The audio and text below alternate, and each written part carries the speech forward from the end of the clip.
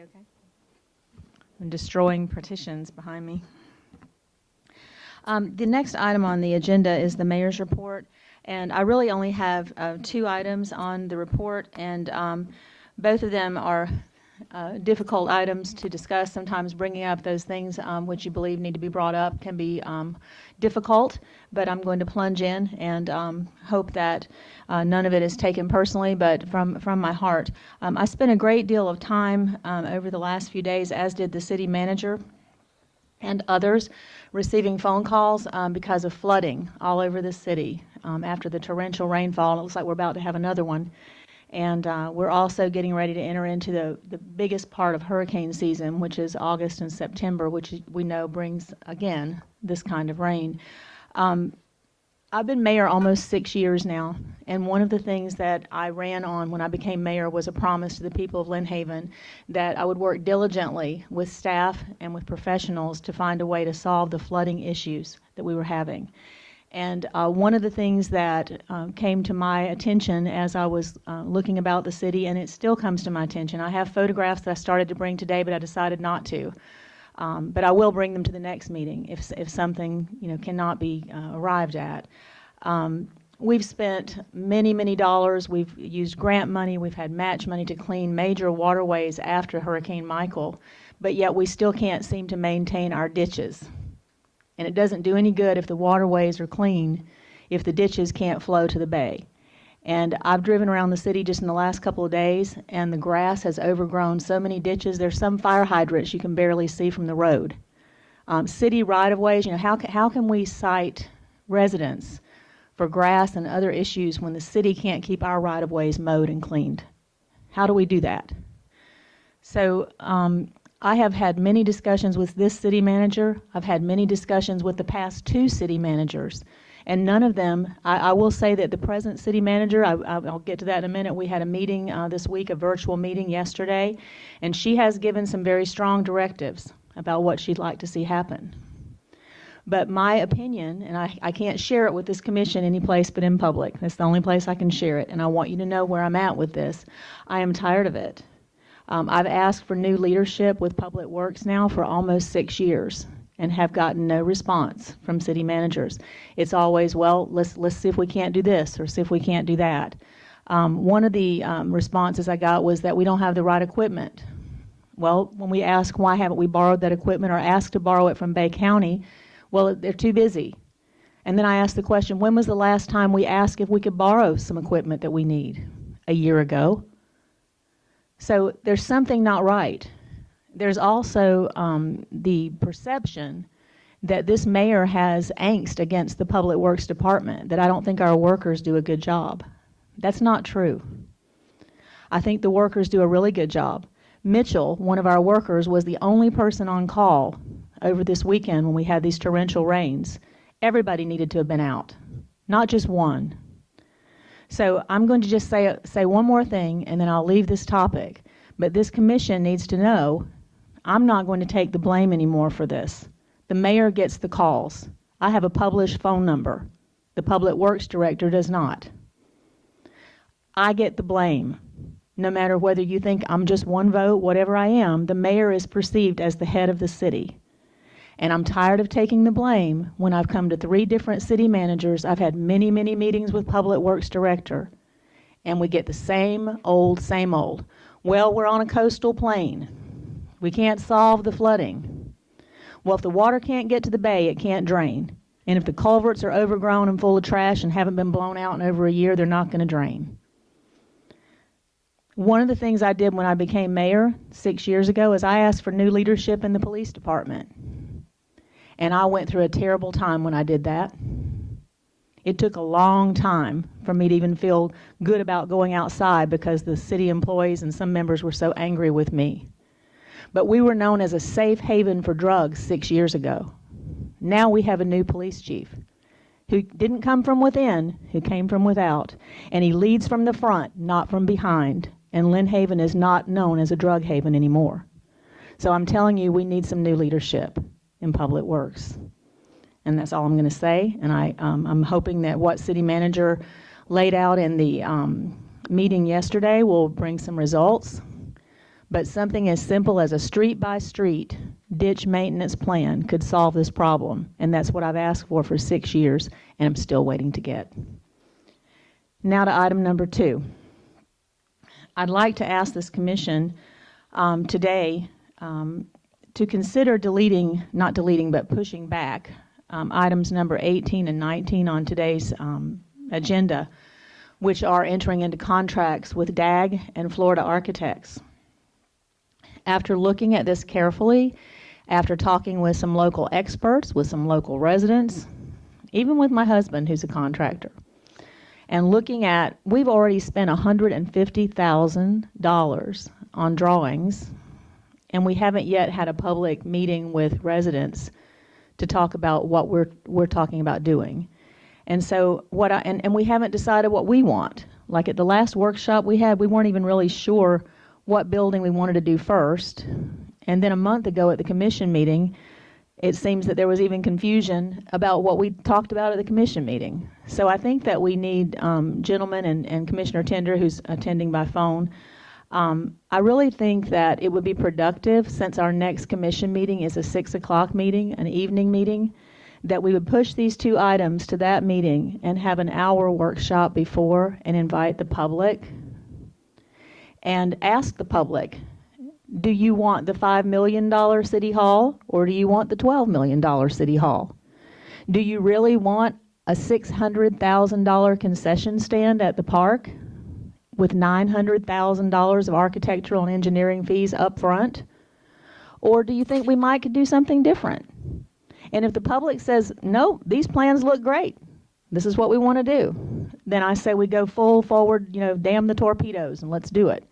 But I do not believe that the citizens of Lynn Haven would go for a 3,000 square foot concession stand that's going to cost $600,000 with $40,000 worth of architectural fees. I'm not for that. So I'm just asking not to do away with anything, not to change anything, just to postpone. If I could get a motion to postpone numbers 18 and 19 until the next evening commission meeting and give the public some input on this. And that would conclude. Pardon me, Commissioner Tender? I said so moved on that motion. Thank you. Commissioner Tender has made a motion that we would postpone items 18 and 19 until the next meeting, which is an evening meeting, allowing the public input.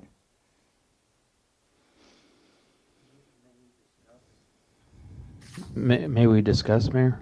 Well, I'm in the middle of the mayor's report, so it's really not an item. You could make a motion that you could ask Commissioner Tender if she'd be willing to amend her motion that we discuss this before we take it off the agenda, if you want to do that. You can ask Commissioner Tender that. Commissioner Tender, can we discuss your motion?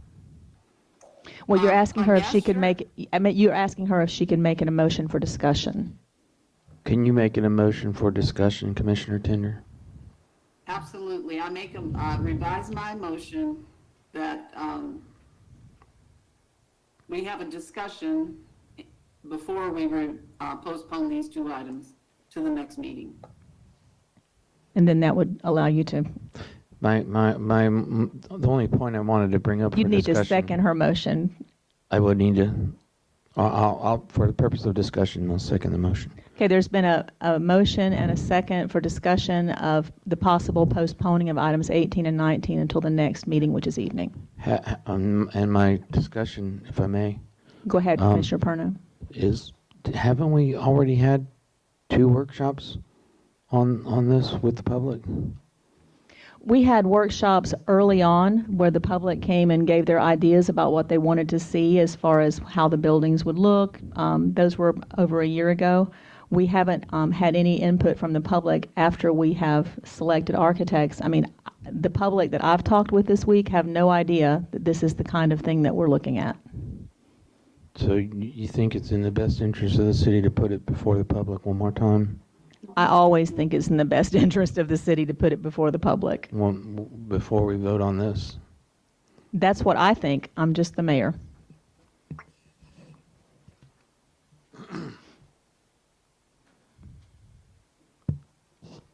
Is there If- further, if- go ahead, Commissioner Perna. I just feel like if we owe it to the public to discuss it one more time, I'm fine with moving it if that's okay. So. And Thank you, Commissioner Perno. Other discussion? Mayor, if I may, Yes, Commissioner Tender? I would also like to revisit or visit having that workshop at Lynn Haven Elementary where we can get more than 5 residents in to voice their opinions. Okay. Everybody hear Commissioner Tender's idea? Any other thoughts?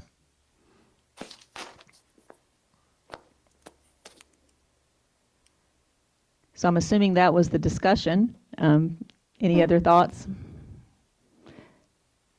So is there a motion to postpone? Yes, Mayor, I've already done that. Well, you Yes. actually revised that motion, Commissioner Tender, for discussion, so you would need to make a motion to postpone if that is your desire. Okay, I would like to make the motion that we postpone these 2 items for the next meeting so that we can have the public, voice their opinions.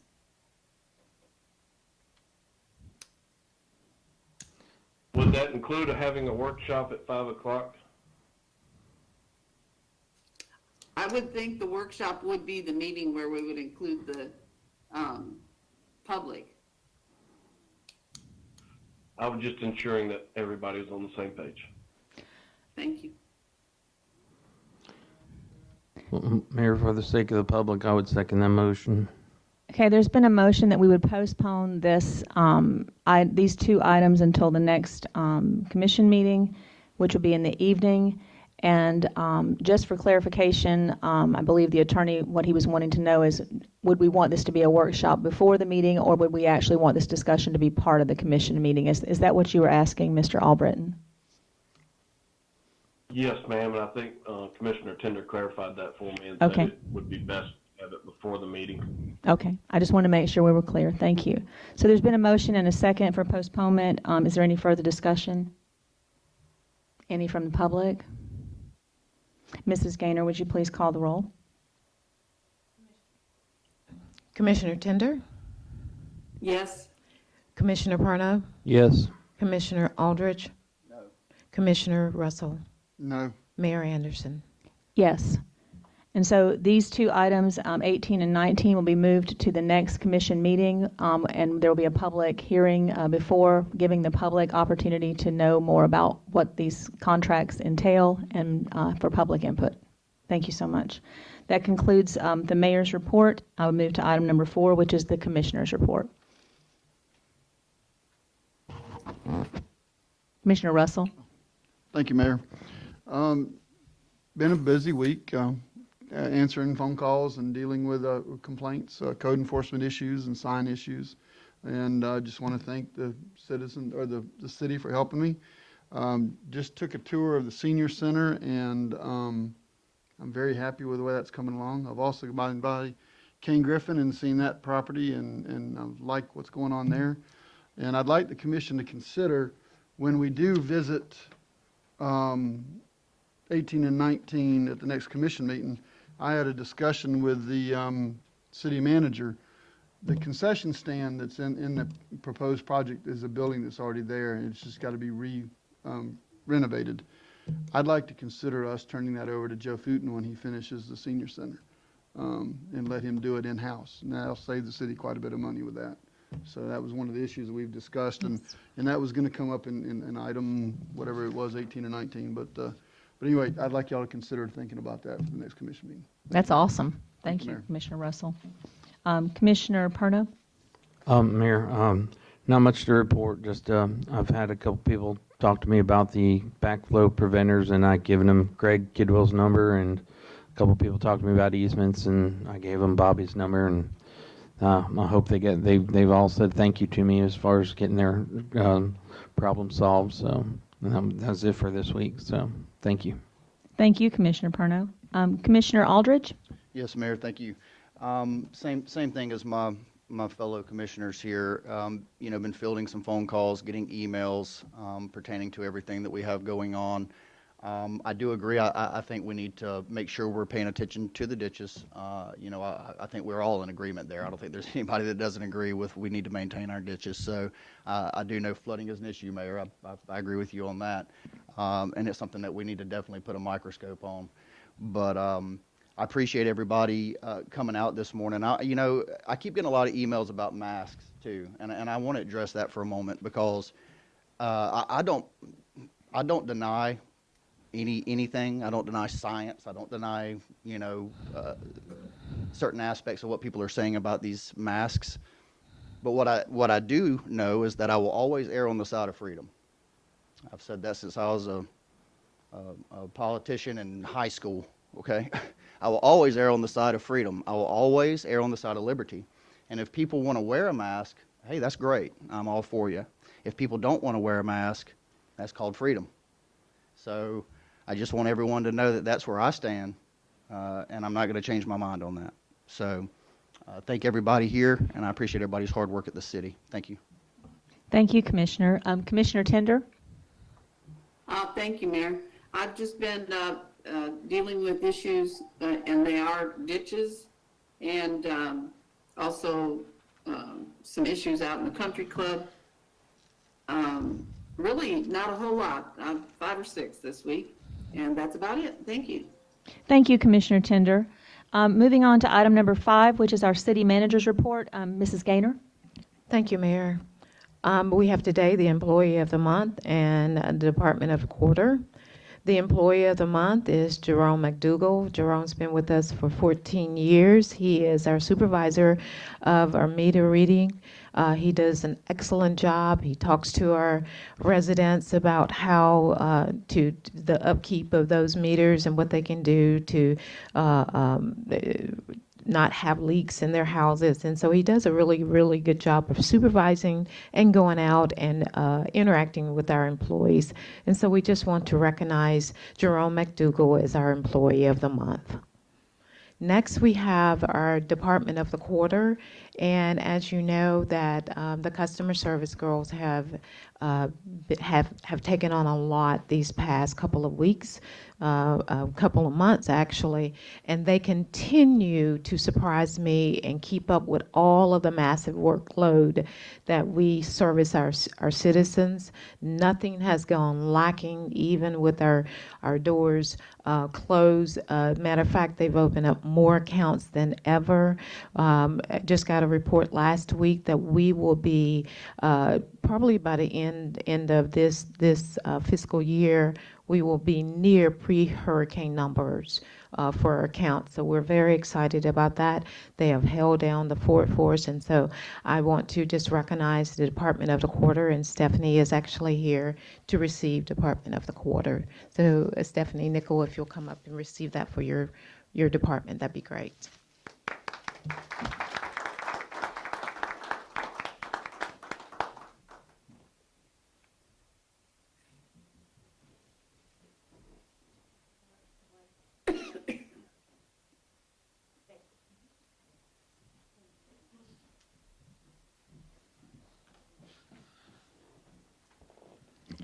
And that concludes my report. Thank you, Mrs. Gaynor. Moving on to item number 6, which will be the city attorney's report. Mr. Albritton? Yes, Mayor, thank you. And thank you to the commission for letting me appear by phone today.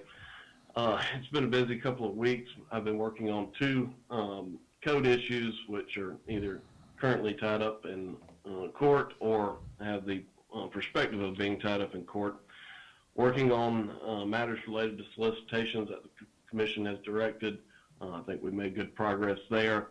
And the boat ramp fee issue, we have been working on seeking clarification. The city's taken some grants from different federal and state agencies. We're trying to make sure that we don't run afoul by implementing a boat ramp fee in any way. So we should be coming to a head on that pretty quickly with the advice and consent of the relevant state and federal agencies. So it's been a busy couple of weeks, and that's all I have at this time, Mayor. Thank you, Mr. Albritton. I do have one question I'd like to ask for the benefit of the entire commission. The proposal that I made at the commission meeting was not a boat ramp fee. It was a proposal that we have decals for Lynn Haven city residents to put on their boat trailers, so it's a parking decal, not a boat ramp fee. So my question for you, the Lynn Haven resident decal would be free of charge, and then the parking decal for non-residents would have a fee attached to it, which we had suggested, I believe, for $100. We got some kind of feedback going on. We had suggested some maybe $100 a year. So it's really a parking decal. It's not a boat ramp fee as such. And as far as I know, there's been no improvements made to that big parking field next to the boat ramps. That belongs to the city. We have done some paving in the park, which I'm not sure what's attached. And then one other thing that I wanted to ask you is, this was BP money, Triumph money.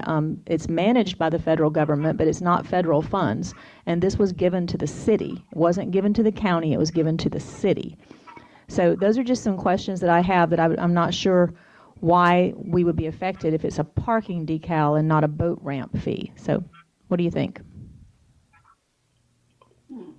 Mayor, that's a discussion we're working through with Treasury on some of the BP-related funds, and that's something I can get with you after the meeting and discuss where we're at with Treasury.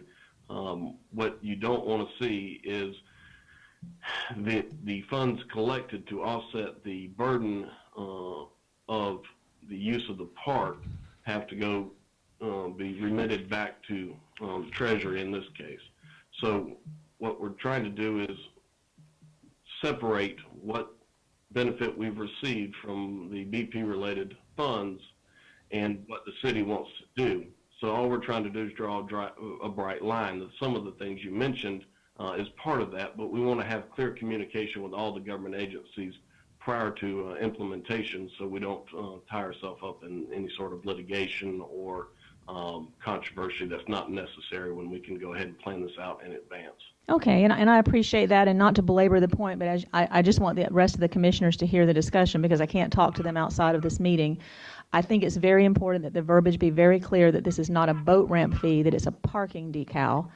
And I also think it should be very clear that we're not using the decals to try to make money. We're using the decals to try to alleviate a safety problem in our neighborhoods because the boats are parking in people's driveways, on people's property, and on our city streets. So with that, there's no need to answer that. I just wanted to clarify again my thoughts. So did you have anything else, Mr. Albritton?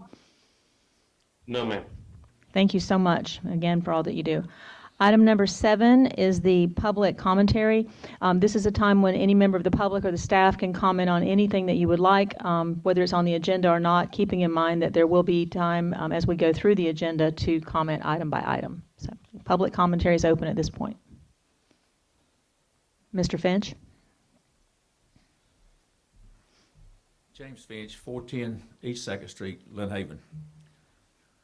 I come here today to, talk to, I've seen these items on the agenda, which was the DAG and the other ones, and I'm glad you brought it up, Mayor, because one of the commissioners just took $645,000 right off the table.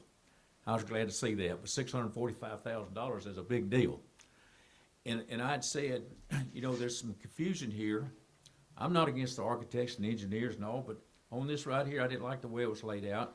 I think you should give the architect direction on the city hall, where it's a $6 million city hall, a $9 million, or $12 million.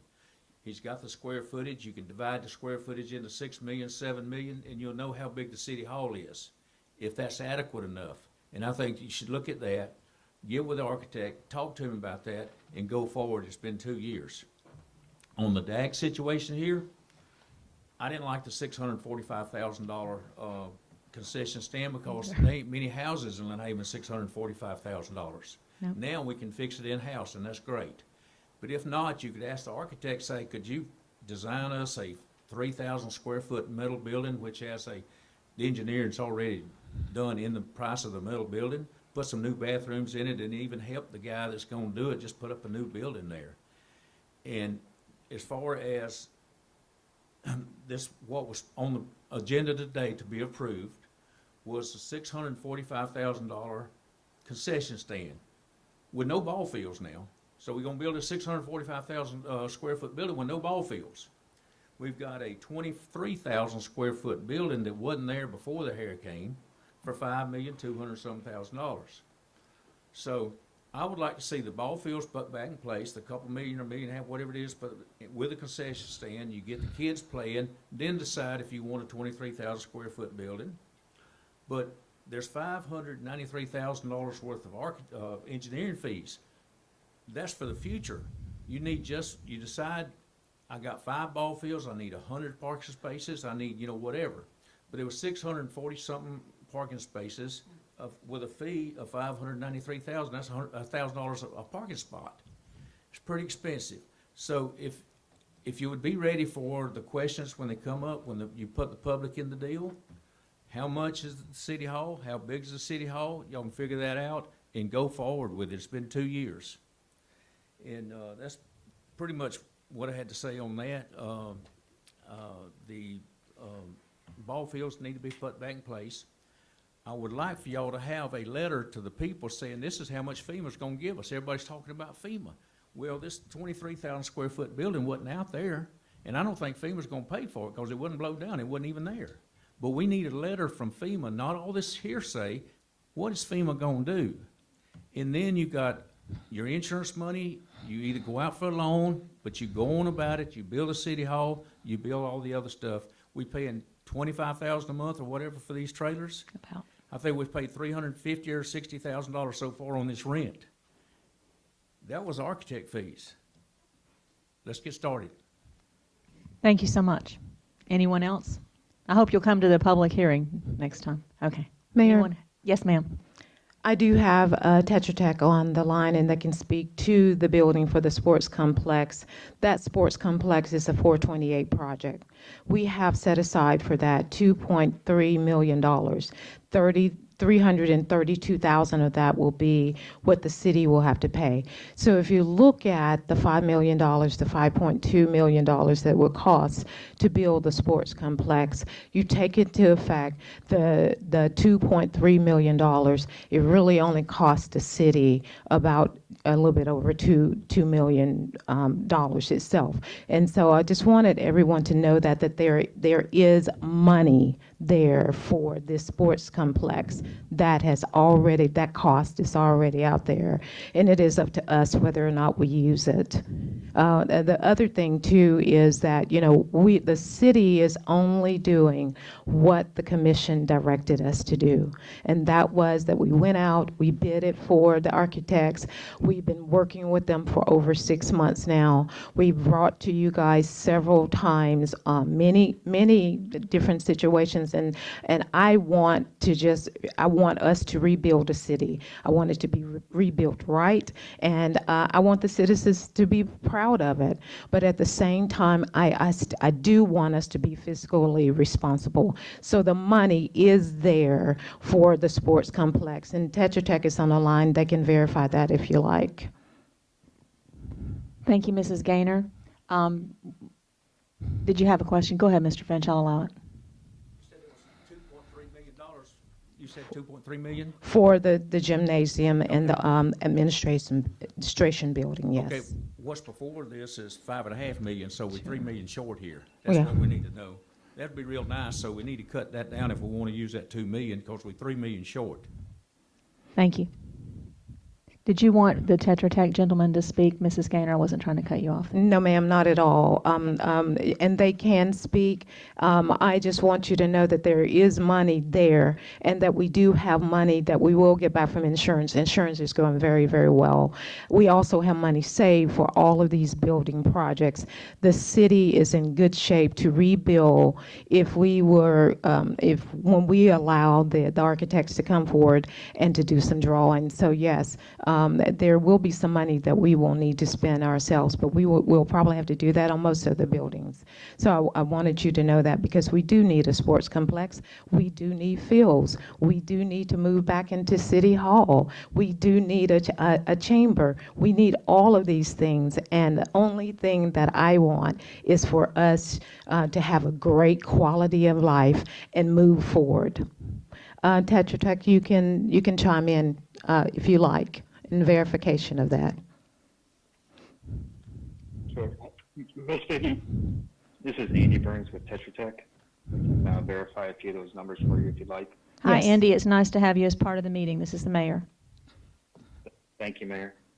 I just want to confirm what Ms. Gaynor said about the sports complex, gymnasium, and administration facility. So if she's correct, the actual cost for that building is $2.7 million. And then after the 75% cost share, the amount that the city would be receiving in the form of a fixed cost offer is a little over $2.3 million. In regards to the sports complex as a whole and the other parks, that project has been submitted to FEMA for scope and cost development. FEMA has not completed the cost development on that yet, but we expect that project to be fairly significant. And as soon as we do receive that cost estimate, we'll provide that to the city for their review immediately. But the 2.3 is just for the gymnasium. The city can expect a significant amount also for the park itself. Thank you, Mr. Burns. I appreciate you taking part in the meeting today. Anything else that you wanted Mrs. Gaynor to add? No, ma'am, that's it. Okay. Thank you. Thank you. Mayor, may I ask Andy a question? Go ahead, Mr. Aldridge. While I have him on the phone. Andy, if I'm correct in my understanding, isn't the insurance proceeds for ballparks will only go towards vertical structure, right? So we wouldn't necessarily get anything from insurance for the fields. However, if we use FEMA dollars, they will contribute to the field and things that aren't necessarily vertical. Am I correct in that?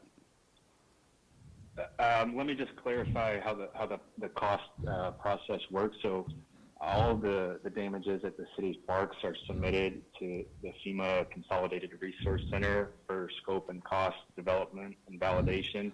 So they cost the project out without considering any other reductions such as insurance. Once the project is successfully costed out, then they look at the insurance settlement. If there is not a final settlement, then they look at anticipated insurance proceeds, and then the project cost is reduced accordingly. But per the city's policy, I believe that the majority of the insured items at the parks are the vertical structures that you're referring to. Until we get the actual cost for that project as a whole, it's difficult to say what the insurance reduction will be, but as soon as FEMA completes that part of their work, I'll provide that to the city for your review. Thank you, Andy. Any other questions from the commission while Mr. Burns is on the phone? Thank you so much. Is there anyone else? Pardon me? Sorry. Is there anyone else who would like to speak during public commentary, item number 7? Moving on then to the consent agenda, items number 8, 9, and 10. Are there any of these items that any member of the commission would like to pull out for separate discussion? Then item number 8, the minutes for the regular meeting of July 14th. Item number 9, the approval to appoint Robert Waddell to the Planning Commission Board. And item number 10, approval of Resolution 2020-07-337, supporting the bed down of F-35 operational aircraft at Tyndall Air Force Base.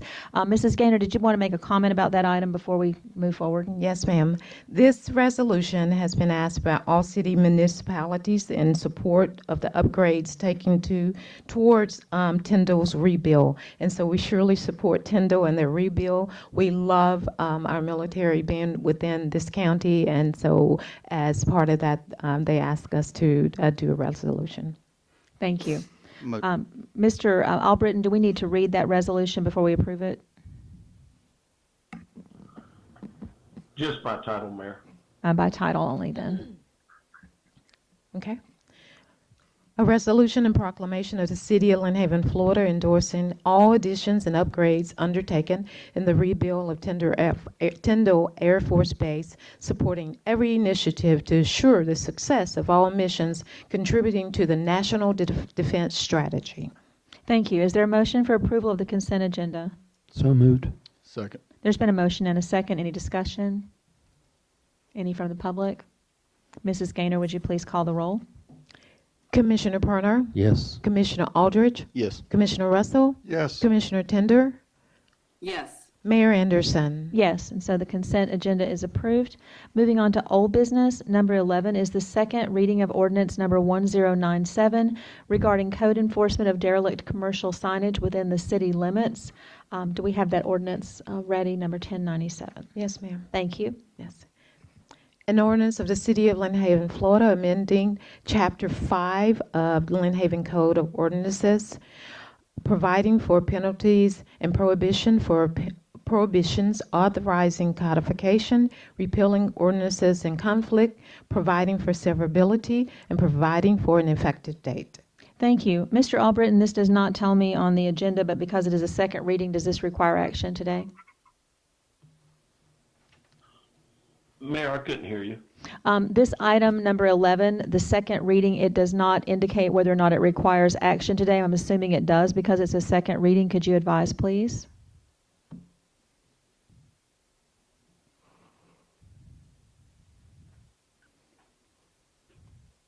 Oh.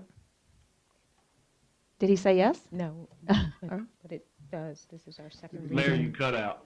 Okay. Everyone but you is telling me that it does require action, but I still need the attorney to tell me. Thank you. I'm assuming it does. You still can't hear me, I'm assuming. Okay. You're cutting in and out. As soon as you start, you cut out. Does item number 11 require action by the commission because it is a second Yes. reading? Thank you. Okay. Is there a motion for approval? So moved. Second. And there's a second. Any further discussion? Mrs. Gaynor?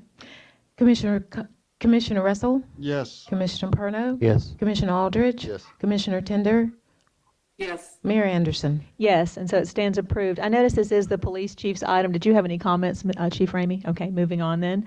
Item number 12 is discussion and possible action concerning the purchase or lease of an ice machine at the Porter Park Boat Ramp area. I had asked about this, and the commission tasked the city staff and manager to go forward, and I'm sure you all read the packet as I did.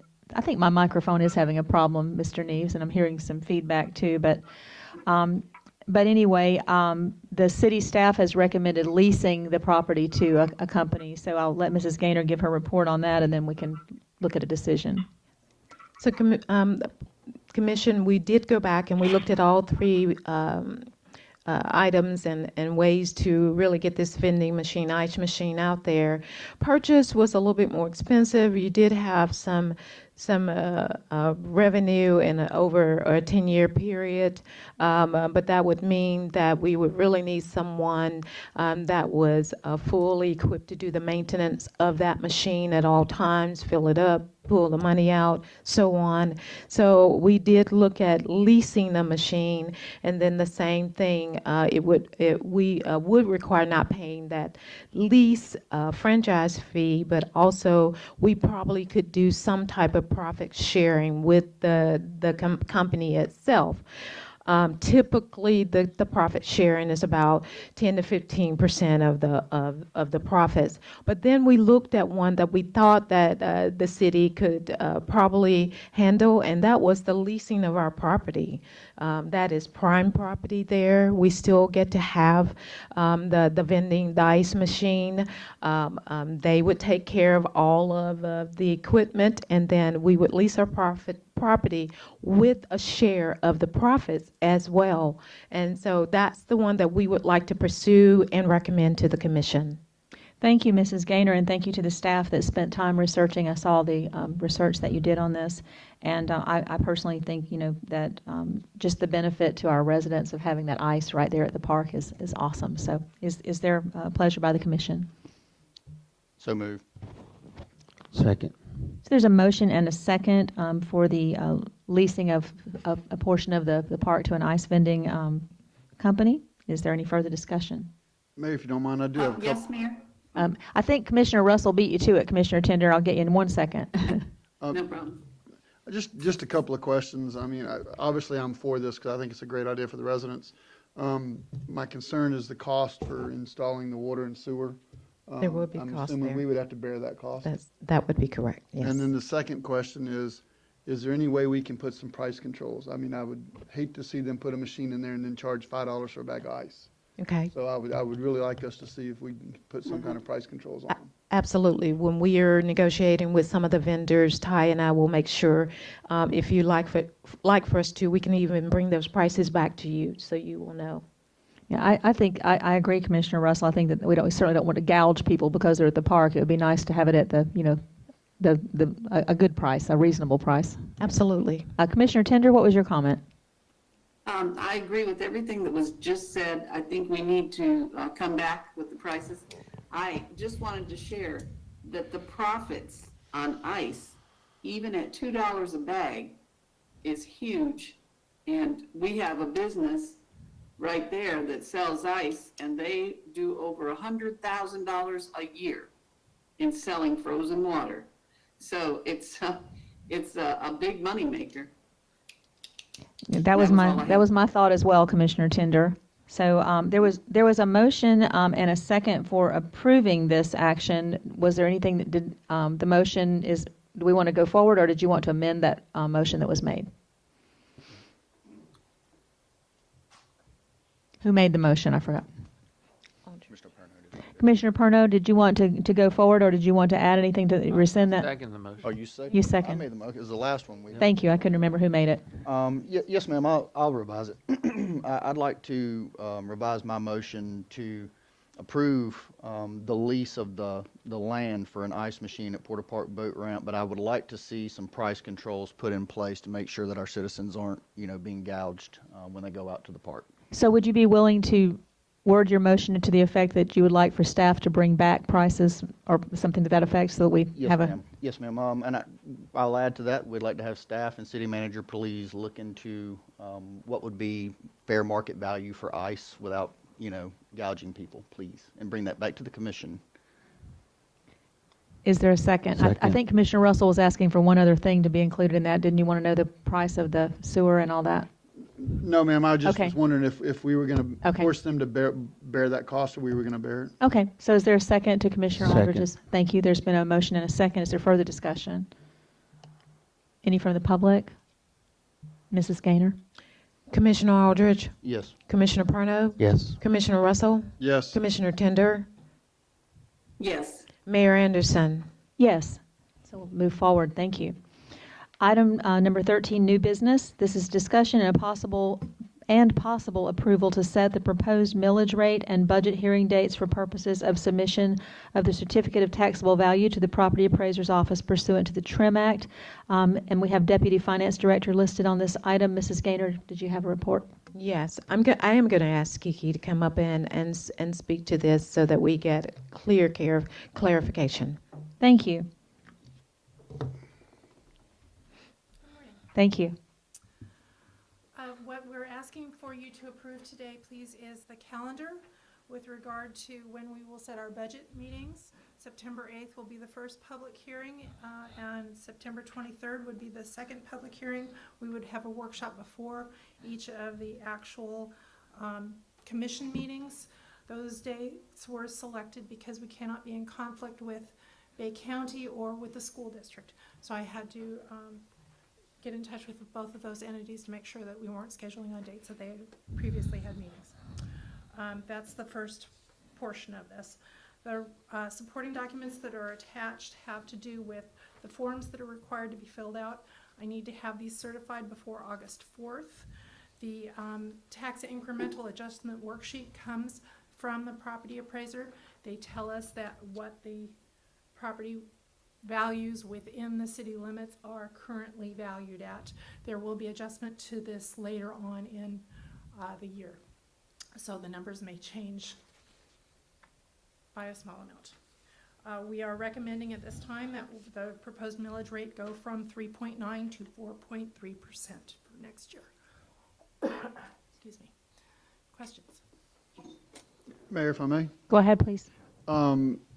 just a couple of questions for clarification.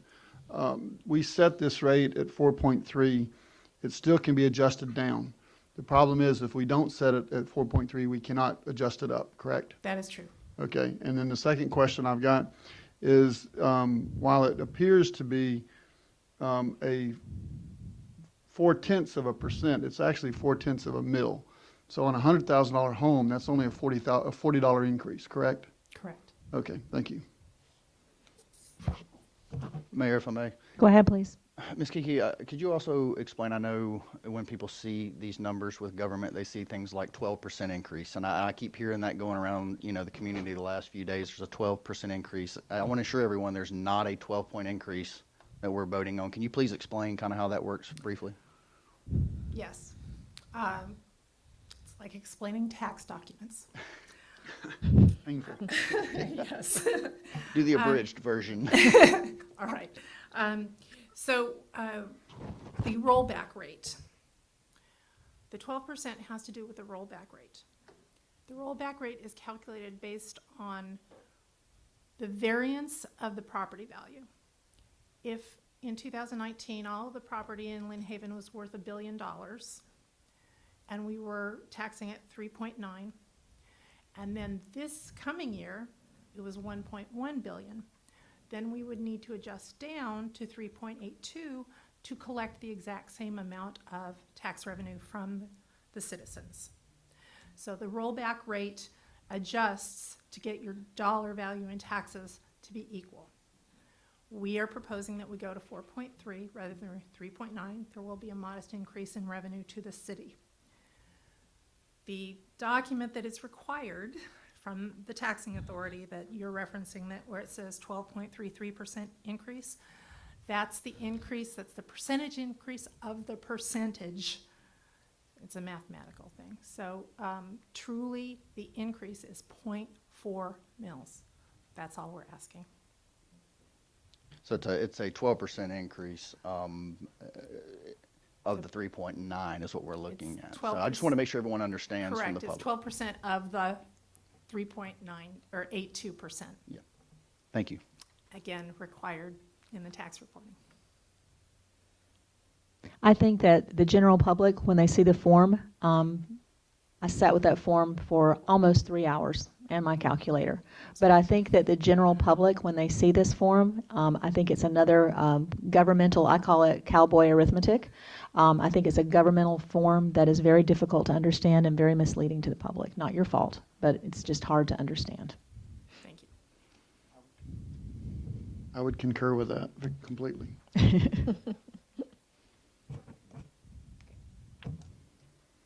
Thank you. Thank you. Any further questions for staff or our Deputy Finance Director or the City Manager from the Commission? Any further discussion about this proposed millage rate and the budget hearing dates? It's all together in one vote or motion. Mayor, I'd like to make a motion that we approve as presented. Second. Is there any further discussion? I don't hear any discussion from the board. I would add my 2 cents. I do not think this is the time, even though you say it's only $40 on $100,000. I don't think it's the time to raise it all. And I do realize that even if we approve going from the 3.9 to the 4.3, that we can come back. I know we can, but sometimes once you move up, it's very difficult to persuade ourselves to move back down. So for my 2 cents, I don't think it's the right time to raise it. So anyone else?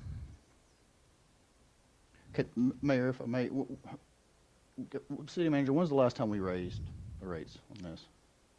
I know at least 4 years. Thank you. And I know where you're going with that, Commissioner Aldridge. When is the last time we raised it? But in the last 4 years, we've had a major hurricane. We've had still trying to recover, and now we've got COVID. We've got people unemployed. We've got all kinds of issues. To quote the old Broadway musical, we've got trouble right here in Lynn Haven. We've got lots of people with lots of trouble.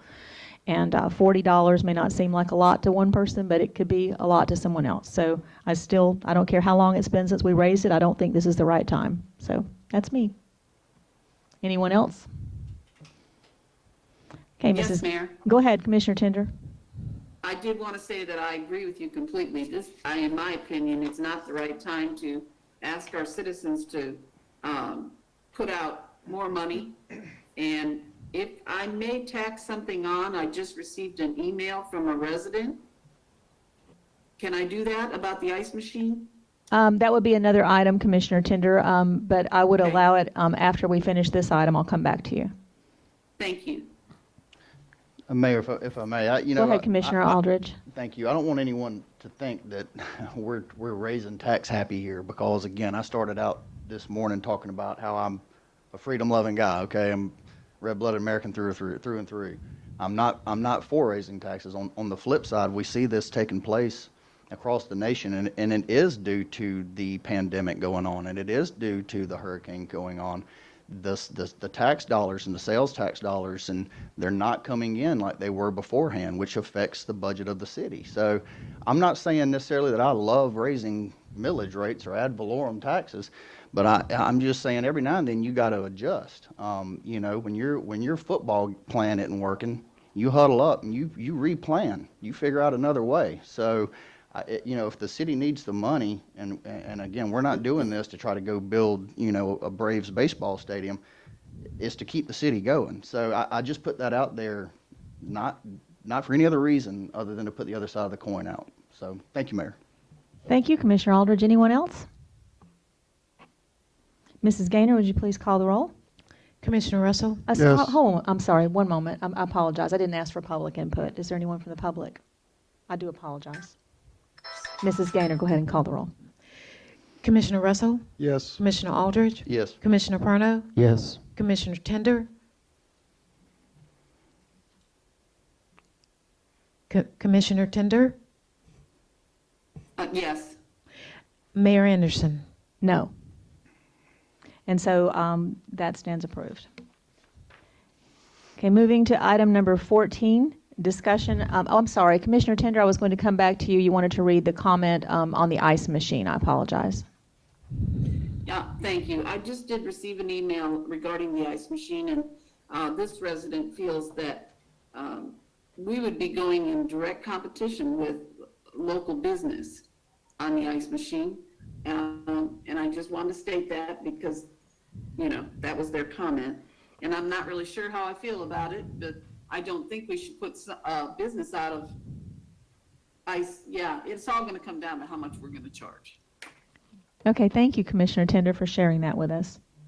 Thank you. Moving on to item number 14, this is discussion of Resolution 2020-07-333, approving the city's current rates and charges for water. Mrs. Gaynor?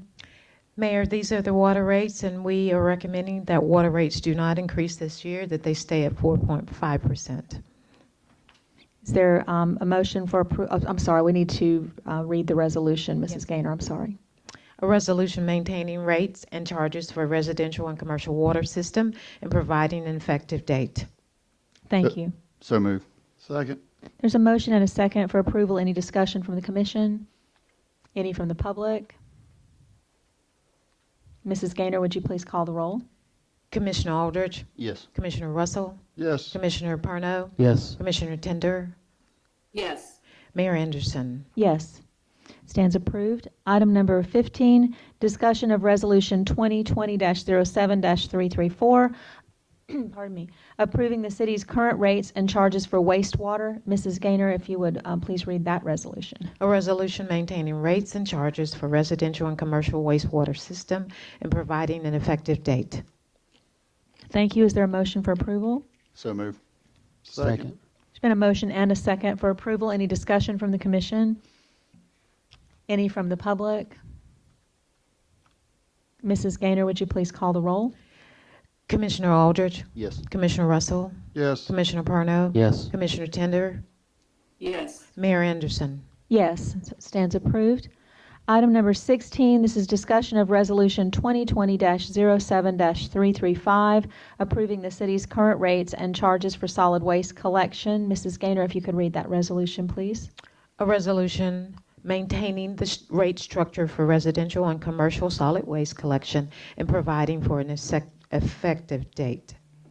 Thank you. Is there a motion for approval? So moved. Second. Did you get there? Second, I think I heard two. Okay. Is there any discussion from the commission? Any from the Yes, public? Mayor, if I may. Go ahead, Commissioner Tender. I just wanted to make sure that I understand this. The current rates those are the rates today, but I want to ask, have we upped those rates recently? Have we increased those rates recently? Mrs. Gaynor? Okay, we increased them last year. These are maintaining the rates. They're not going up. Okay, thank you. Yes. So there was a motion and a second, right? Yes, ma'am. Any further discussion? Thank you. Any from the public? Mrs. Gaynor? Commissioner Perno, Yes. Commissioner Russell, Yes. Commissioner Aldridge, Yes. Commissioner Tender, Yes. Mayor Anderson. Yes, so it stands approved. Item number 17, discussion of resolution 2020-07-336, approving the city's established stormwater utility fees. Mrs. Gaynor, if you could read that resolution, please. A resolution maintaining rates and charges for residential and commercial stormwater utility fees and providing an effective date. Thank you. Is there a motion for approval? So moved. Second. There's been a motion and a second. Is there any further discussion? Yes, ma'am, if you don't mind. Go ahead, Commissioner Russell. I wanted everybody to know that I'm voting, or I've seconded this motion because I think that we should do this year because we're increasing property taxes most likely.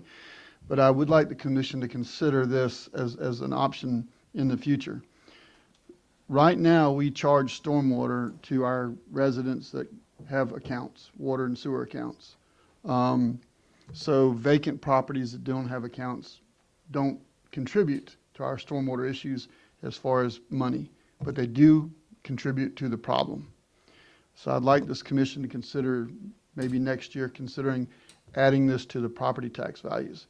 You know, that way every resident in the city of Lynn Haven contributes to the stormwater recovery problem.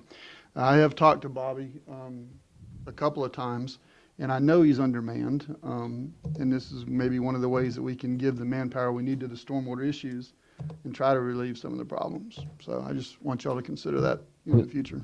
Mayor, may I? Go ahead, Commissioner Perno. Would there be a difference in doing it through property tax versus the bill?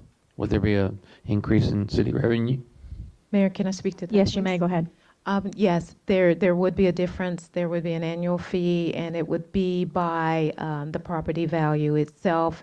It would come around every year, and just so everyone knows that we are working on a stormwater study, and that study will come back to commission in a couple of months to look at being a non-ad valorem tax assessment for next year on the property values. But one of the problems has been that we're trying to work through are those vacant properties where right now they are not paying any stormwater fees, and that is truly on the burden of many of the residents. And so we're working through some of those issues, and we'll bring you back some preliminary numbers probably within the next month or so. Okay, so this would be like part of the escrow payment on property? That would be correct. Yes. Okay. And I have a question, since you just mentioned study, Mrs. Gaynor. Who is doing this study? Is this something we're doing with city staff, or is this? Oh, thank you for clarifying that, Mayor. That is Stantec. The city back, I think, a year ago, right before the storm, and after the storm, a couple of the studies stopped. We picked those back up, I think, about in January, finishing up the stormwater study. Okay, I knew we had one in progress. When you said we had another one, I was like, okay, thank you very much. Okay, any other discussion? And I would say, in the future, if we were going to, to add to any rates, that definitely stormwater is where it needs to be, in my opinion. And as far as, adding more manpower, more equipment, that has been asked many times to that department, what's needed. So I just wanted to, that hasn't been overlooked. It's been asked. So, any further discussion on this? Mrs. Gaynor, would you please call the roll?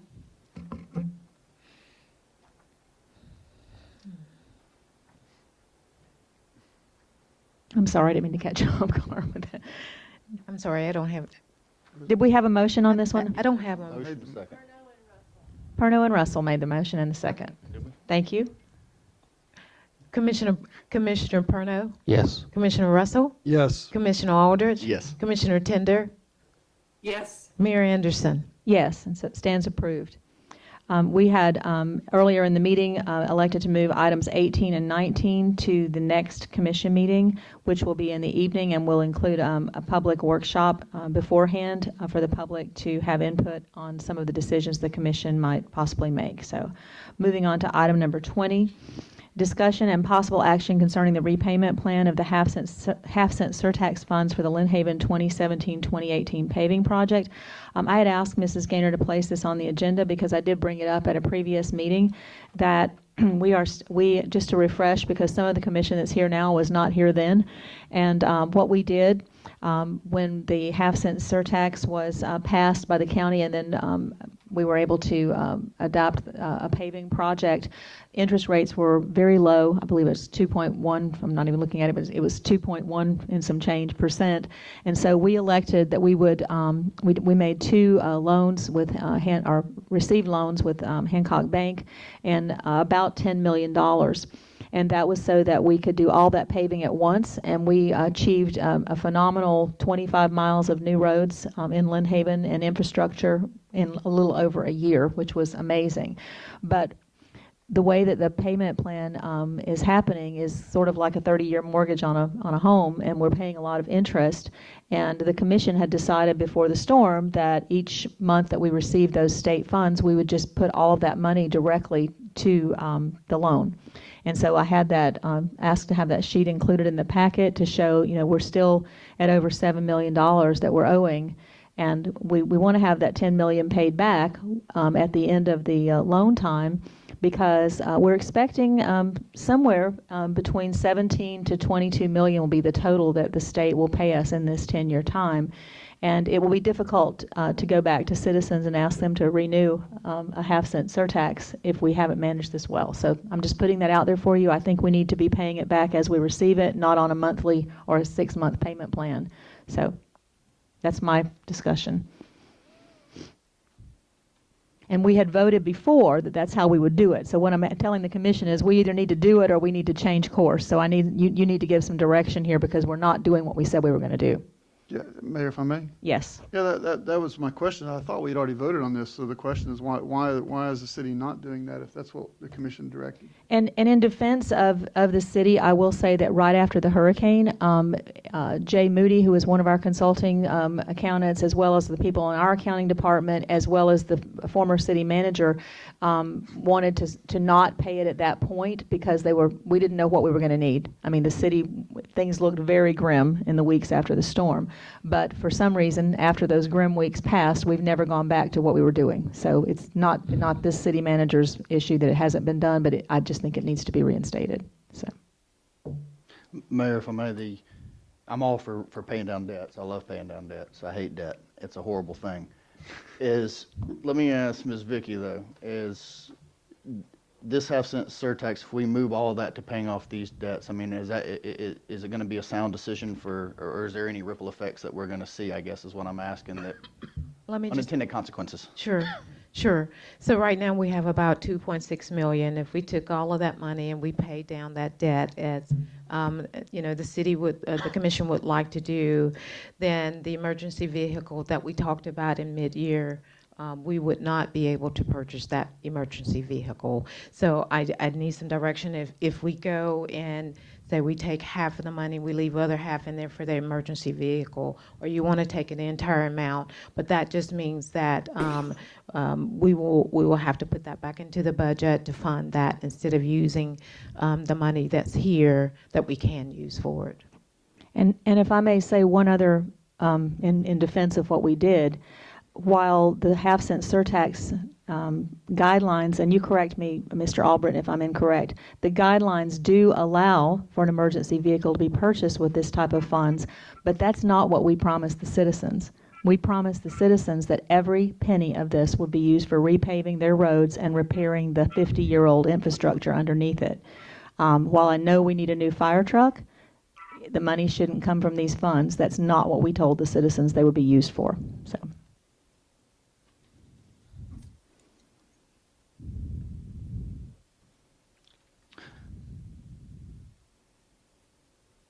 Mayor, Go ahead, Commissioner Aldridge. I'd like to make the motion to pull this off real quick.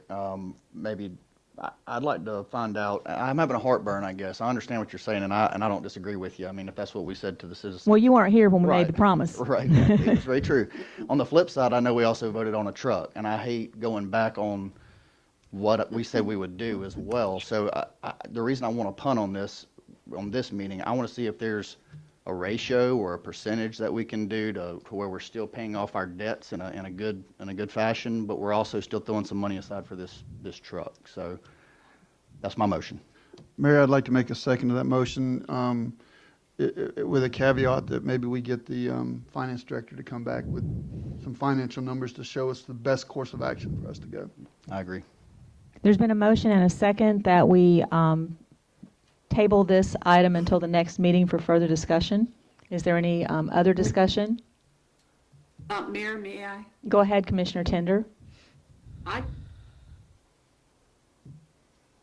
think somebody, but we did vote on repaying this, and that was the whole reason we started the whole project, is to repay it so that we had a zero, that we got it down fast. And the fact that we haven't done it, I didn't realize, and maybe it's just me, but I did not realize that we were pulling from this half-cent sales tax to pay for the new fire truck. Am I the only one? No, you're not the only one, Commissioner Tender, and it does say that it is perfectly within the guidelines of, it's one of the things that it can be used for.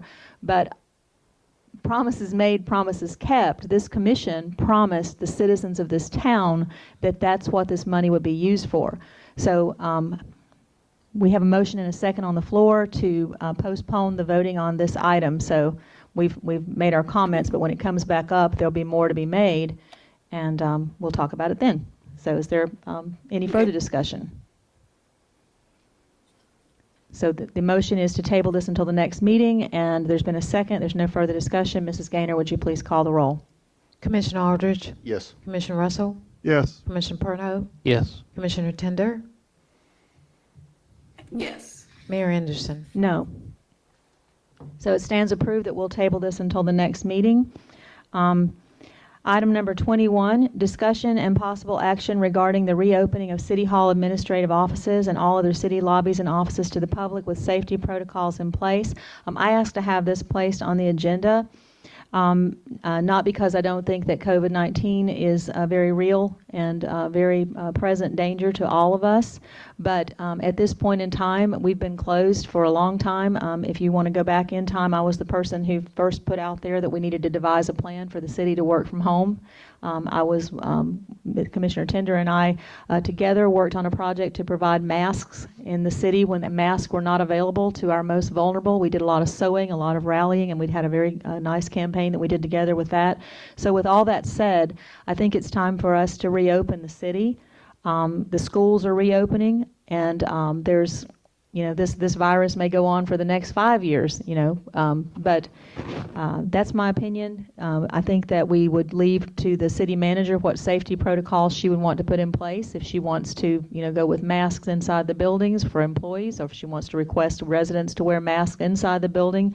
I concur completely with Commissioner Aldridge that masks are sort of a personal decision.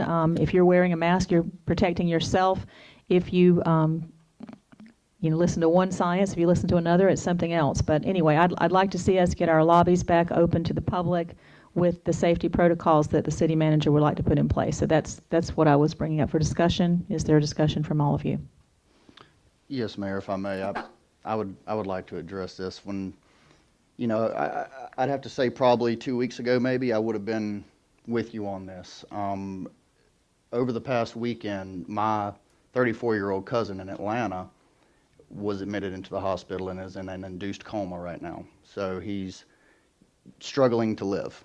And if that was not the case, and he didn't do anything different, he didn't go out, he's not a party guy, has underlying conditions, I understand, but all he did was go to work every day. That's it. And he had protocols too. He works in a grocery store. So I just don't want to jump the gun. I feel very, a lot of trepidation about just opening up carte blanche at this time. And that's just my opinion, but I wanted to put it out there. And that's all I have. Mayor, Thank you, Commissioner Aldridge, but it doesn't say carte blanche, it says with safety protocols in place. Commissioner Tender? Thank you. I feel like that we should be reopened as well, but with caution.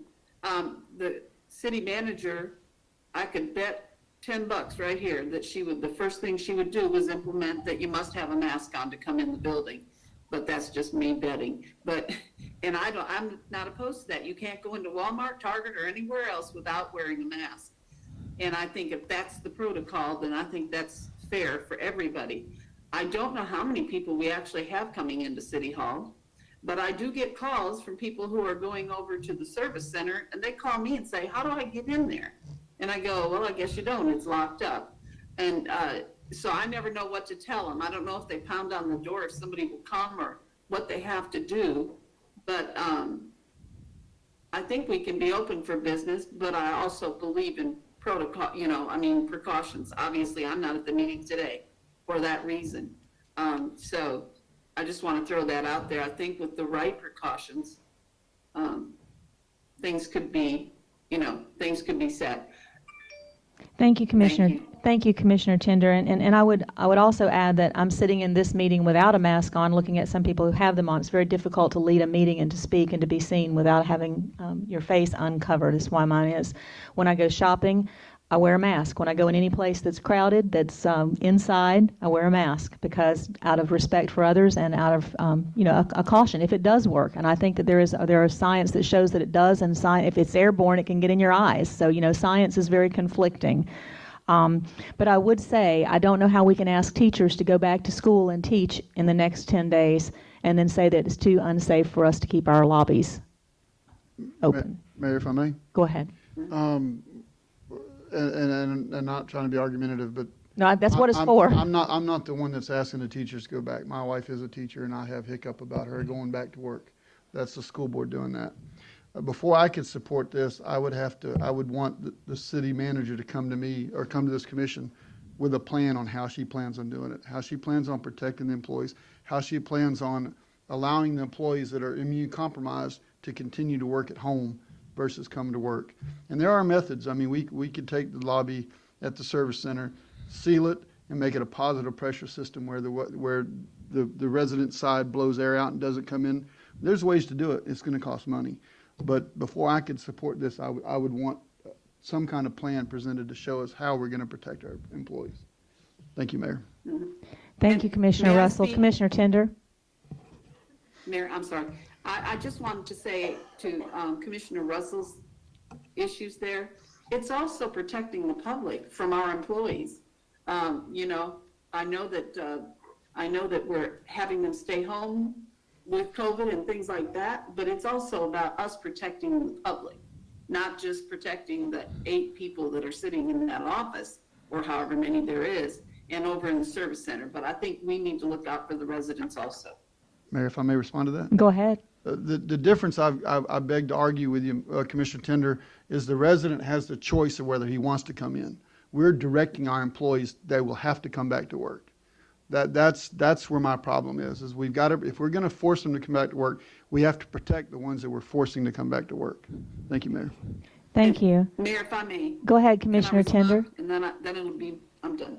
I agree with you, Commissioner Russell, but I was under the impression from the city manager that the folks with underlying and dangerous issues are working from home. So I was speaking with that in mind. If there's somebody that is highly at risk, I think they should be doing their work from home, for sure. But I don't think that has anything to do with closing the public out of a public building. Thank you. Thank you, Commissioner Tender. And I would, once again, and then I won't say anything else, that the proposal that I made says opening to the public with safety protocols in place that the city manager would put in place, not, that she would put in place. So that is what I said. But I'm not going to take a poll, but if you're a member of this commission or you're a member of the Lynn Haven staff or anybody in this room, and you go to a grocery store or Walmart or a restaurant or any place else besides your house, then you've gone outside your place of residence. So I see, to me, it's hypocritical for the city to say it's too unsafe for us to open our doors, yet we expect all the businesses to be open for us to go in. So that's my last comment on it. And I would entertain a motion at this time. Mayor, could I speak ahead. to this as well? Do we know, is there any other municipalities or city I halls? recently visited the property appraiser's office and walked right on in. Well, the property appraiser, yes, I agree. I made the shields for that office. Hope you liked them. The shields are nice, but the point is his lobby's open. I know, but is there any city municipality or city halls open in our state? Do we know? No. Not- Springfield has 2 people coming in at a time. They're in a very, very small space. And Mayor, if I will, in terms of opening up the lobby, we want to open up, but we want to open up safely. I want to keep our employees safe. I don't think, as the numbers are rising, that this is a great time to do that. Will it be a time that we can get this, we can open up and people can start coming back in the lobbies? Yes. But right now, we are battling every day with staff who come in contact with people that they have either come in contact with coming here who will not wear a mask, and we're not going to mandate that.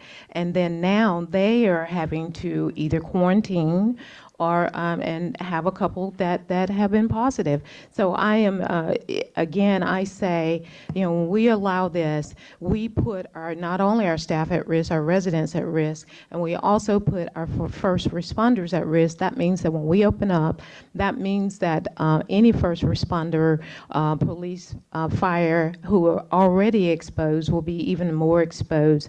And so I asked the commission if they would allow me to just look at this and then give you a timeline when I feel like that it is safe to open up.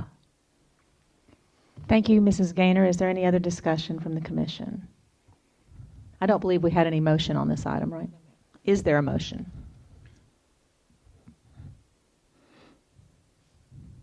So without a motion, then we'll move on to, I didn't miss anybody, right?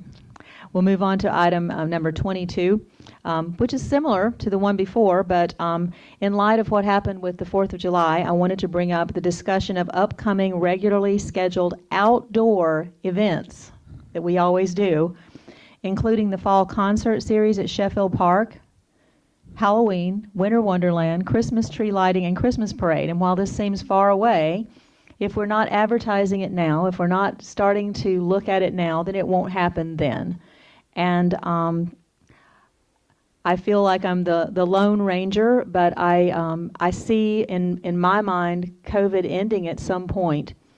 And if you compare the numbers of people in this state who've had the normal flu, who've had other issues, other illnesses, it might surprise you what the numbers are.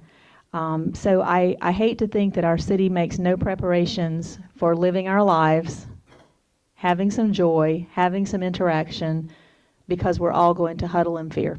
So anyway, a discussion of upcoming events, if we want to make any type of motion regarding these, or if we just want to pretend that Christmas isn't going to come this year. Mayor, if I may. Go ahead, Commissioner Aldridge. This one's a little different than the last one. I do think it would be good to probably go ahead and plan these things. Go ahead and have a plan in place, because I agree. I mean, there could be a vaccine come out in 3 weeks that's approved, and all of a sudden all this starts going away. So that being said, I would make the motion to have the staff look at having a plan for these things, and then we'll revisit this issue after Labor Day of whether or not we're going to go ahead and start advertising. Was that a motion, Commissioner Aldridge? Motion. I'll second that motion with the understanding that if we do move forward, we need to seriously take into consideration the state's guidelines on social distancing. No, I agree 100%, Commissioner Perno. I don't want to put the cart before the horse, but I also agree with Mayor. I mean, we can't necessarily huddle in fear. Outdoors a little bit different than being crammed in a room and whatnot, or being in a small enclosed space. So I don't want to throw the baby out yet, but Dan likes my sayings over there. That's my motion, so we'll go with it. There's been a motion and a second. Any further discussion? Any from the public? Mrs. Gaynor, would you please call the roll? Commissioner Aldridge, Yes. Commissioner Russell, Yes. Commissioner Perno, Yes. Commissioner Tender, Commissioner Tender, Sorry, yes. Mayor Anderson. Yes. Thank you. Item number 23, this is the discussion regarding reinstating late fees and cutoffs of utility accounts, and this has the Director of Customer Service as the item. Yes, Mayor, I did ask Stephanie Nickel will come up, who is the Director of Customer Service. We have been monitoring the cutoff and the late fees, and we do see them escalating a little bit. And we wanted some direction from the commission whether or not to continue in the path of these cutoffs and suspend late fees, or to move forward in September to start these late fees and cutoffs for our customers.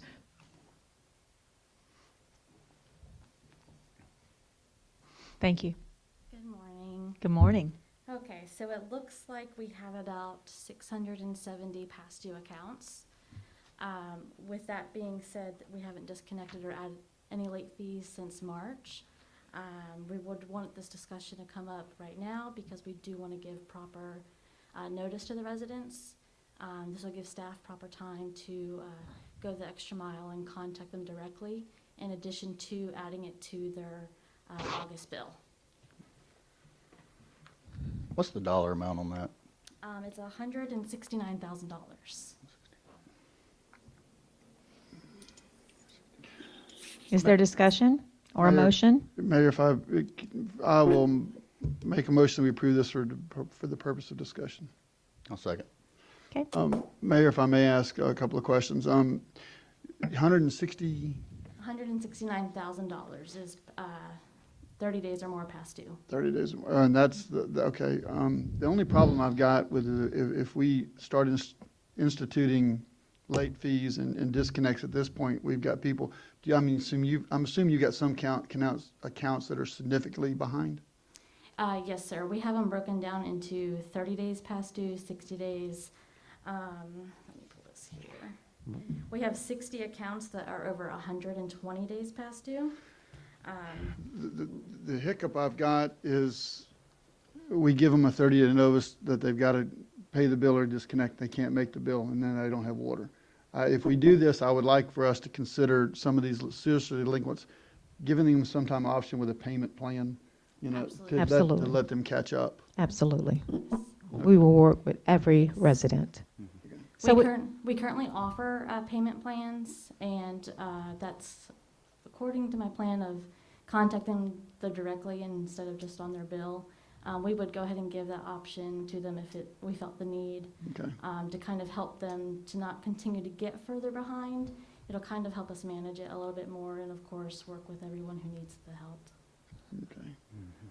So we're looking at a total of about 169,000 is what's owed to the city in late fees and past due accounts. Is that Past due correct? accounts, yes, ma'am. I would just say, just as a thought, $169,000, this is not money that the city has put out. This is money that's owed to the city. And in light of the fact that we were under an emergency situation until just recently, when I brought it back before the commission and asked that we undeclare the emergency so that we could function normally as a city government. What would be your thoughts, gentlemen and gentlewoman, at just erasing that $169,000 debt and start the entire city on a clean slate with the August bill? Just a thought. Mayor, if I may, I'm not opposed to that, but I do want to clarify. Of that 169, none of that's late fees, right? That's all Correct. usage? We have not added any late Okay, I fees. just want to make sure I understood it correctly. Okay, thank you. It's just a thought. I'm not saying it's the thing to do. It's just, it would put everybody on an even keel. The emergency, I'm in that minority that believe that we're starting to see light at the end of the tunnel. I think we're getting close to herd immunity. I think things are going to get better soon.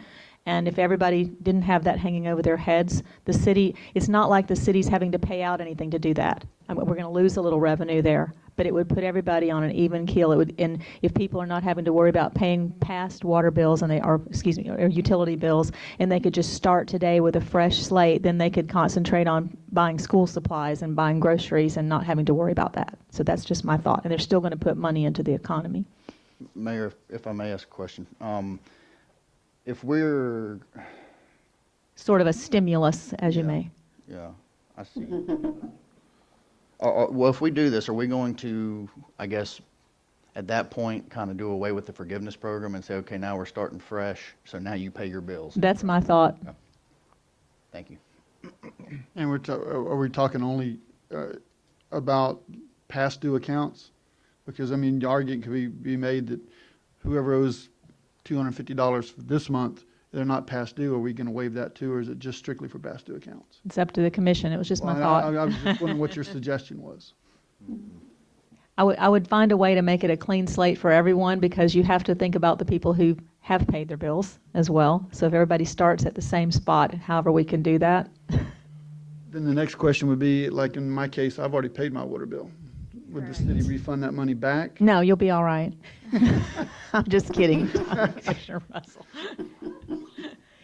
So would it help if we went and looked at the months that we have waived and say from the months we waived, starting fresh in September? Would that be helpful, Mayor?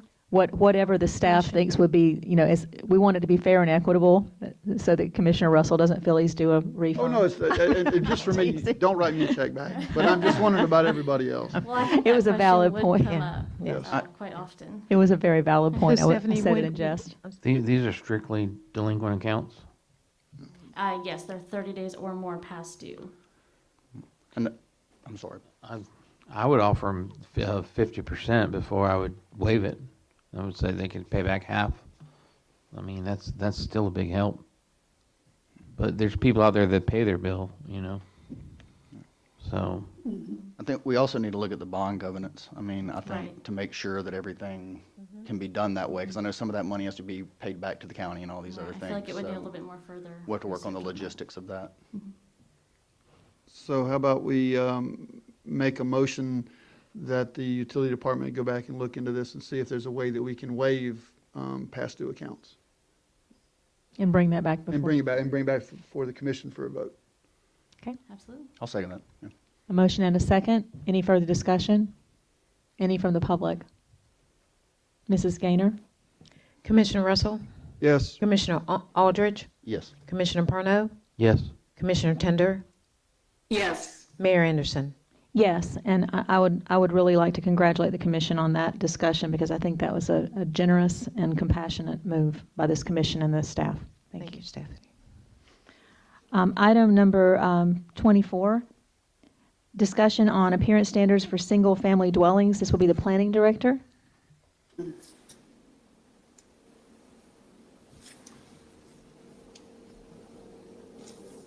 morning.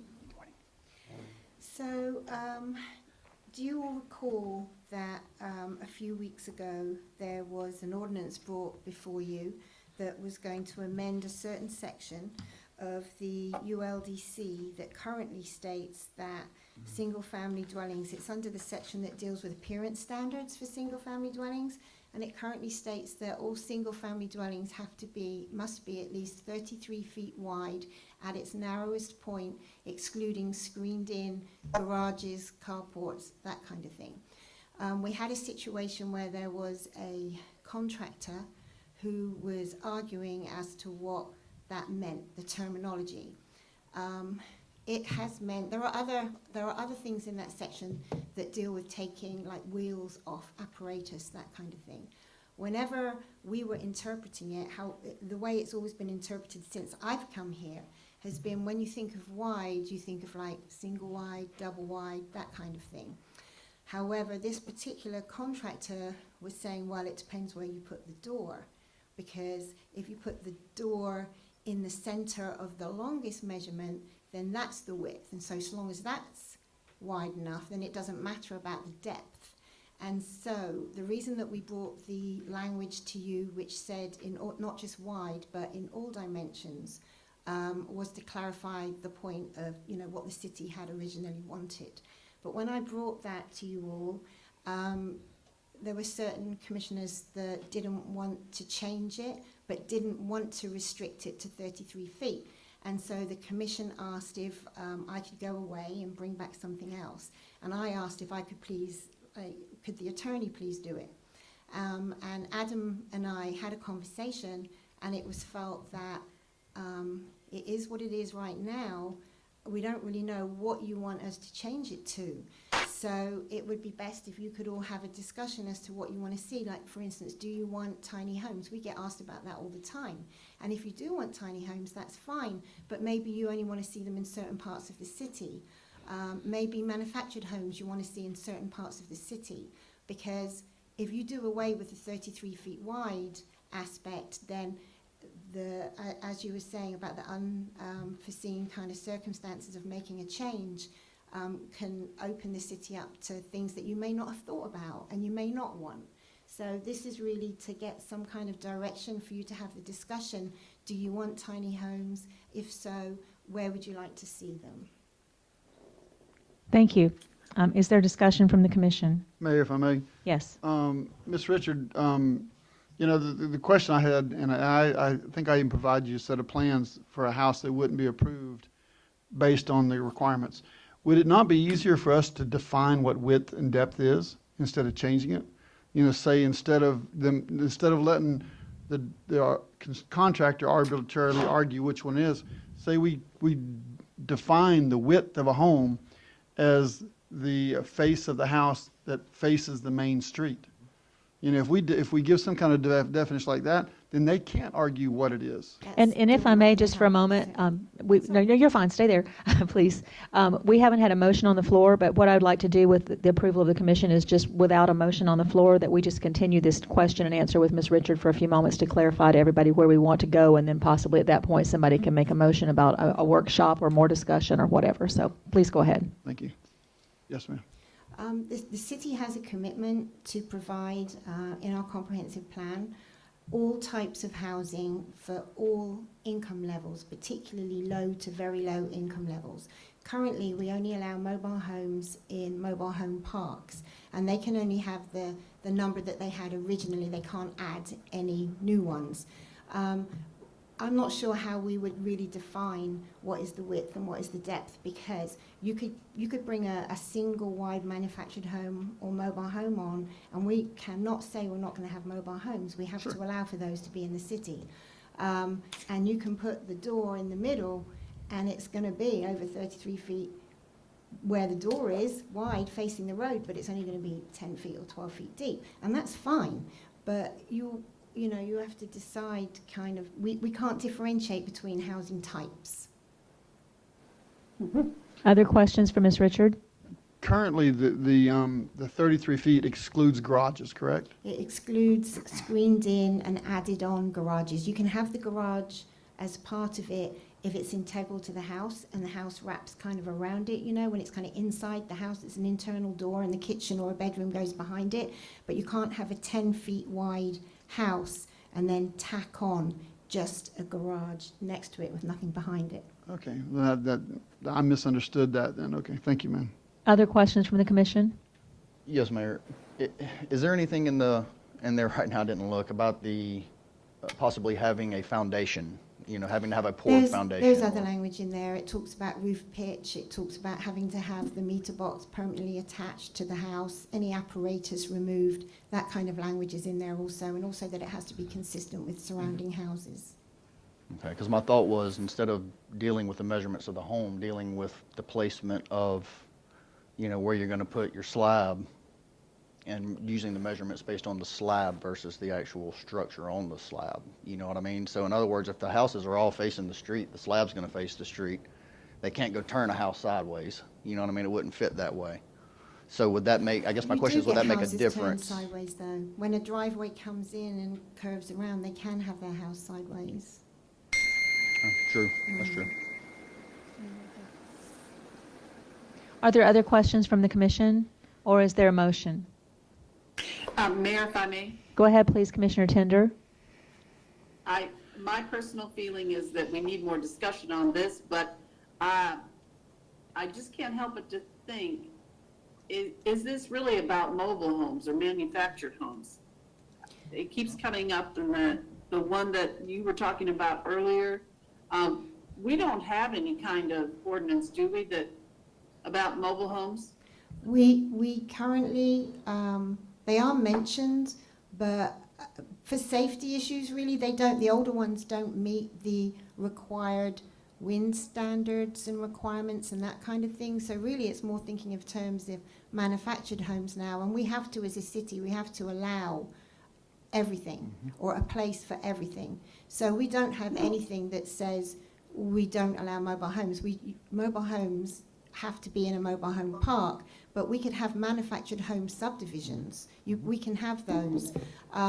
The point I'm trying to make, I think, is that if you take away any measurement, then you're allowing anything, really.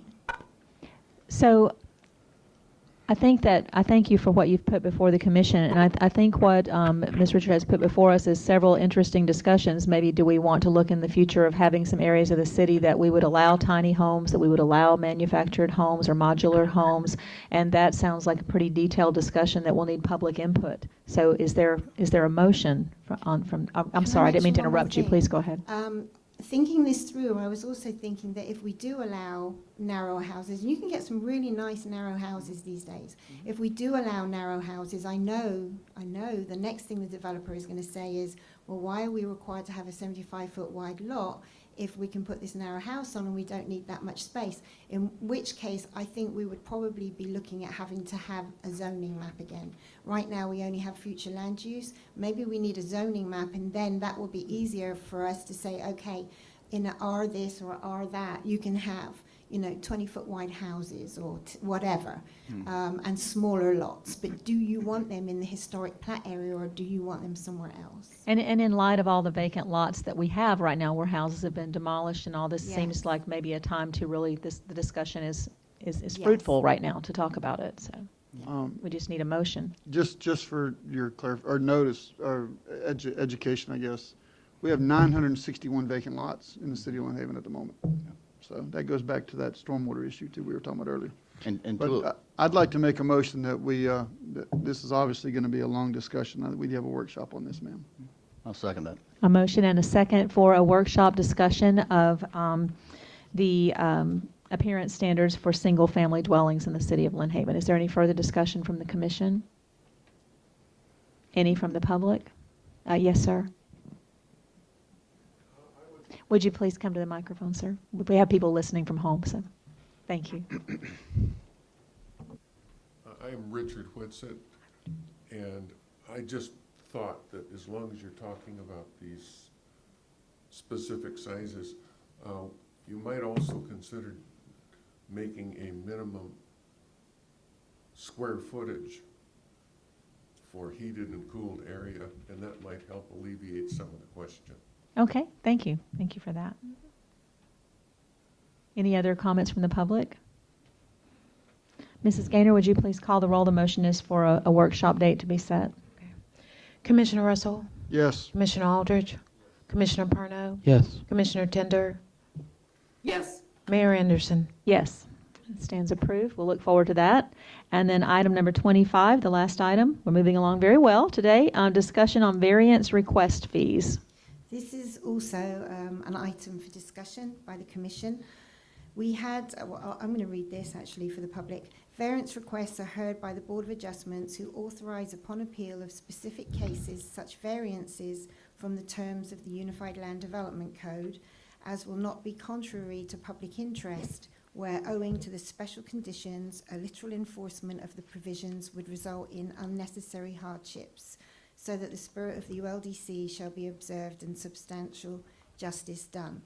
The City Commission recently received a comment during public commentary from a member of the public who is also a current board member on the Board of Adjustments, who stated that it was his opinion that the variance fee was too high and there should be more requests for variances. The City Commission wanted to bring this back as an item for discussion. The findings for a grant of a variance are contained in Chapter 9 of the ULDC, which I had attached, and the fees were increased by the city in June of 2014 to bring them in line with what the county was charging at that time. And I had also attached that, but what I hadn't attached was what the county is currently charging.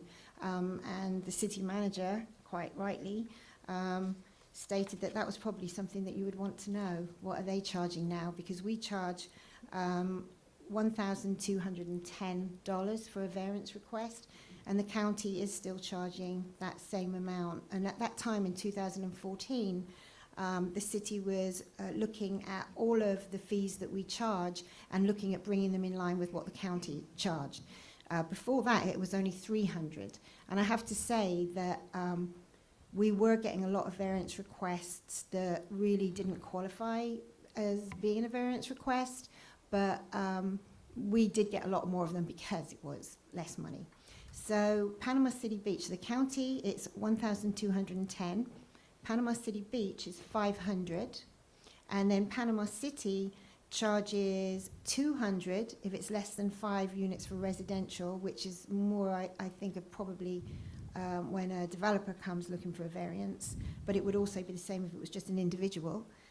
More than 5 units residential, $500, and commercial, $500. Thank you. Is there a motion for the purpose of discussion? There's been a motion and a second. Are there comments from the commission? Mayor, if I may. Go ahead, please. Ms. Richards, do we have a ballpark number of what the actual cost is to the city to do a variance request? You've got admin costs. I mean, you've got the, when the request is brought to you, usually you have to have a meeting with the person to discuss the criteria, which I think might be statutory because I've noticed that all cities and counties have similar. So you discuss that, so there's time, and then when they actually do submit it, usually help them with the form because it's quite complicated. And then we have to public notice it. The public noticing, I think, is only about $300. And then we have to send letters out to everybody who lives within 1,000 feet of that property. So we mail letters out to people, and then we have to put a notice in the yard. I would say probably that the total fees, if you look at it all, is probably somewhere around $500-600. May I ask a question as well? So if you received I think our variance fees are way too high. Mhm. So if you received a request from one person, would there be any reason why we couldn't hold on to that request until maybe you had 4 or 5, a monthly, and they could all be in the same advertisement, all be in the same letter, and that would help with some of the costs? They couldn't all be in the same letter because they'll be in different parts of the city. We could hold them, but But I mean, it could be included in the text, but just define what part of the city it's in. In other words, it would just be one piece of paper and one stamp, and the people who were affected could read what district that was in, is what I'm because they have to saying. go out to everybody within Yes. 1,000 feet. Yes. The only thing, we don't have a regularly scheduled meeting, so we usually meet the 3rd Thursday of the month if we do have somebody Mhm. submit something. So we could hold them, but if we didn't have, usually people want to get on. It's because they want to put a shed in, or they want to do something. So we could hold them, but then there's no way of knowing when another one will be submitted. So even if we reduced it to the residents to what our cost is, we could cut it in half, Yeah. Oh, yeah. basically. That would be awesome. Yeah. Mhm. So Mayor, Mayor, may I? Go ahead, Commissioner Tender. I just wanted to say that I've always thought they were too high. And I've been to those meetings and have seen what they've done. And most of the people who file for a variance also pay an attorney.